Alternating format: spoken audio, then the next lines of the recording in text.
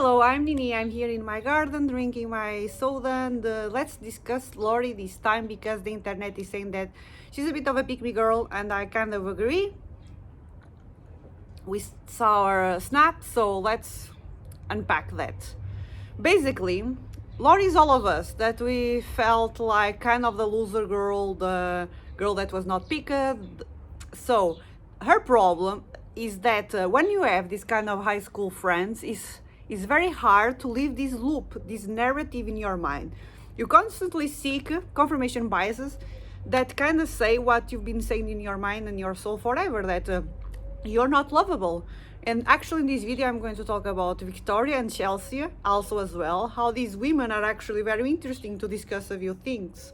So in the end it comes to your self-concept, because in Chelsea's example, if she doesn't see herself better than the healer, the counselor, the peacemaker, she's not also helping herself. And I have a theory that she's the victim. So let's talk about that in the end of the video.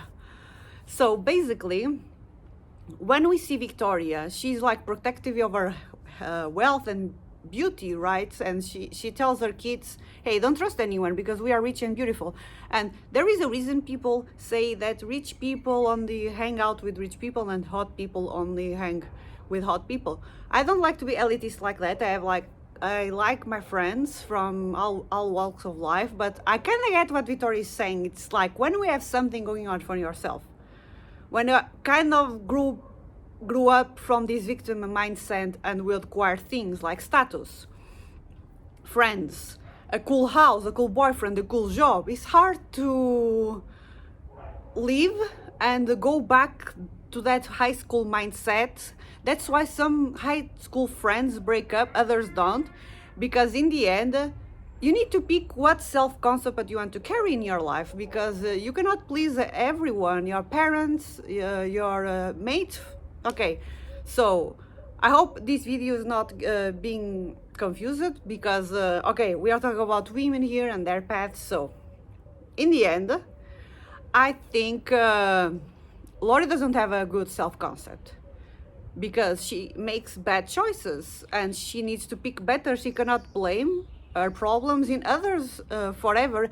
The problem is, when you don't have any outsiders telling you what you really are, you go back to the patterns that you know.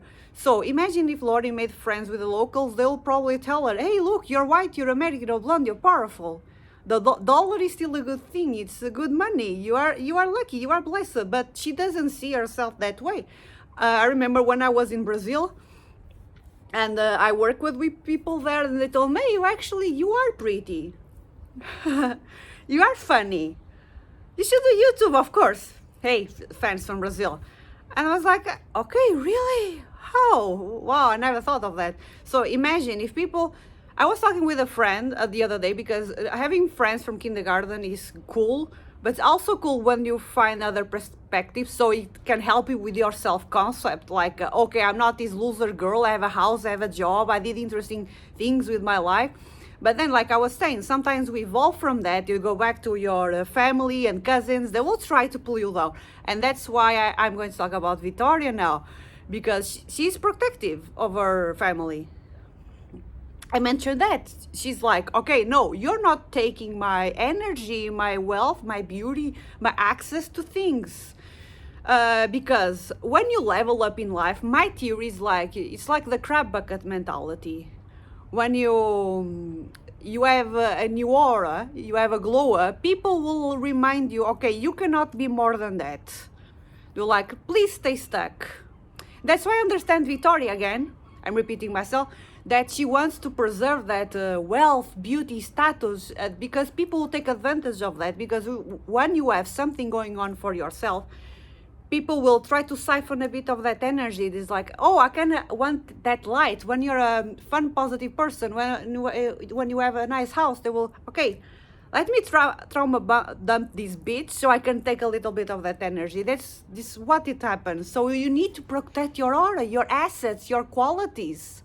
Even from friends that you know forever, say, no, I'm not that person anymore. Do I know you? With your T-Rex and sorry, do I know you? Like, what the fuck? What? So in the end, so I also want to ask Chelsea why you are with this middle-aged weirdo, because I think what Mike White wants to tell us here is like, and I've read books about this, and I have friends telling me about this phenomenon. Let me fix my hair really quickly.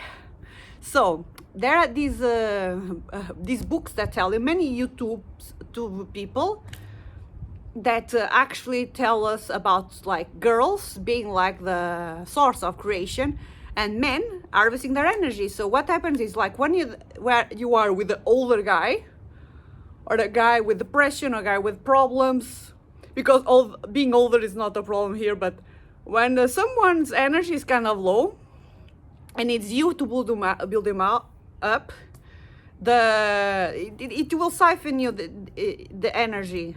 So I think what Mike White is telling us here is like, okay, this is what happens to young girls all the time. They think like they're building a guy, like step by step, but the guy doesn't care about them. They just want to use their energy, their hope, their positivity, their aura to build themselves up.